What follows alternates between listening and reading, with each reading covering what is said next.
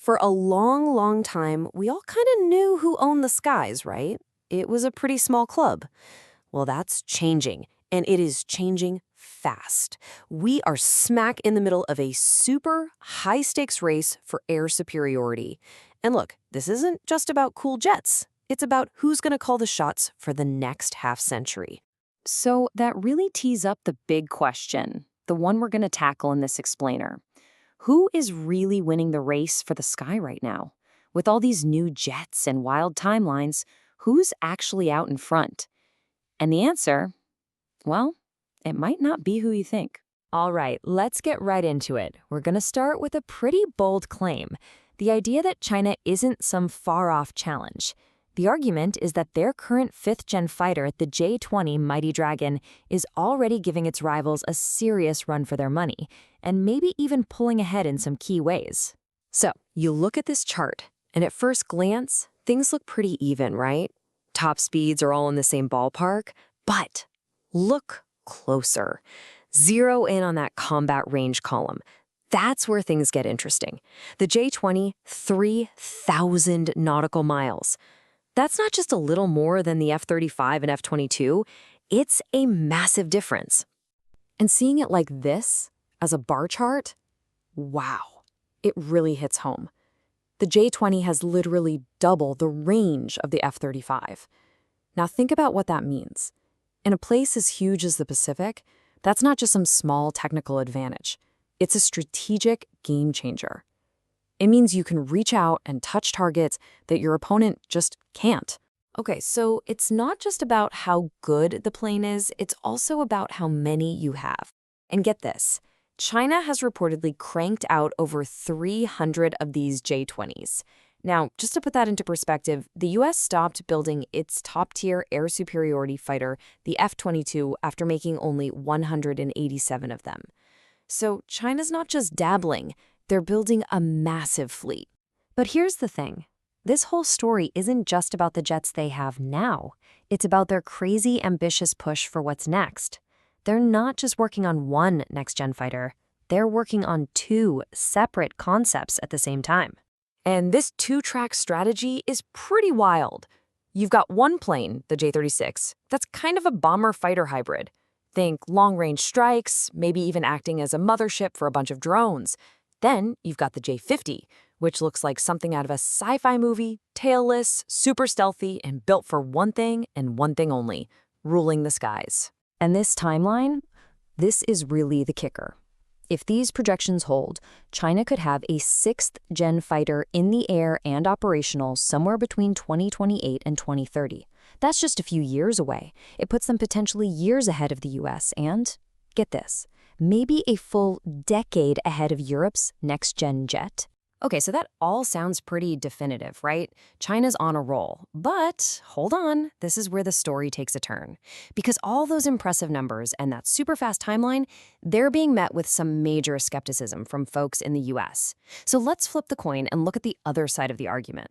And this quote, this really gets to the core of it.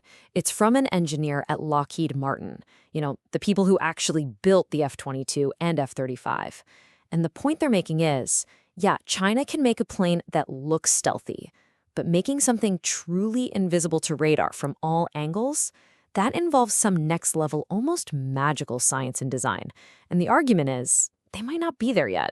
So this skepticism pretty much boils down to three big question marks. First, the stealth. Is it the real deal? Second, the engines. Are they holding the plane back? And third, the brains of the operation, the avionics. Are they truly up to snuff? Let's tick through each of these. All right, first up, stealth. The general take is that if you're looking at a J-20 head-on, it's pretty darn invisible to radar. The problem is, fights aren't usually neat head-on affairs. And those little wings up front, the canards and the big tail fins, well, they might be like giant I'm over here signs to a radar looking from the side or behind. It's not quite the all-aspect invisibility cloak the F-22 aims for. Next up, the engines. And for a lot of analysts, this is the J-20's big Achilles heel. For a while, they had to use Russian engines that just didn't have the oomph for supercruise. That's flying supersonic without chugging fuel like crazy. They've got their own domestic engines now, which are better, but they still don't seem to have the raw power of what's in the F-22. And the word is, Their next super engine is hitting some serious snags. And finally, we've got the avionics, the brains of the fighter. No doubt China's electronics are getting better at a mind-blowing rate. But here's where the US is thought to still have a real edge. It's about taking all the data from all the sensors, infusing it into one simple picture for the pilot. It's about having battlefield networks that have been perfected over decades. And it's about having electronic warfare systems that have actually been tested under fire. So where does that leave us? We have two totally different stories, don't we? Story one is about incredible speed, huge numbers, and a super ambitious roadmap. Story two is all about potential weaknesses and key tech gaps. So the real question probably isn't which plane is better. It's about understanding that we're watching two completely different game plans unfold. And what it all boils down to is this: a debate as old as warfare itself: quantity versus quality. It seems like China is playing the quantity game. Their strategy is to get a good enough jet, maybe a 90% solution, out there fast and in huge numbers. The West, on the other hand, has always been on a quest for the perfect 100% solution, even if it takes way more time and a whole lot more money. So let's just lay it out. China's advantage? Speed, sheer production power, and a crystal clear focus on their goals in the Pacific. The US and the West's advantage? Decades of experience, better engines, and combat systems that are tried and true. But it really makes you think about that old saying, doesn't it? Quantity has a quality all its own, because 100 really good jets that are there on day one might just be better than 10 perfect jets that show up a week later.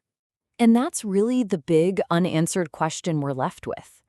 In the future of warfare, where today's cutting-edge tech is tomorrow's museum piece, what matters more? Is it building the absolute perfect, unbeatable machine, no matter how long it takes? Or is it about being fast, getting good enough into the field, and just overwhelming your opponent with speed and numbers? The answer to that question? Well, that's what's going to decide who rules the skies.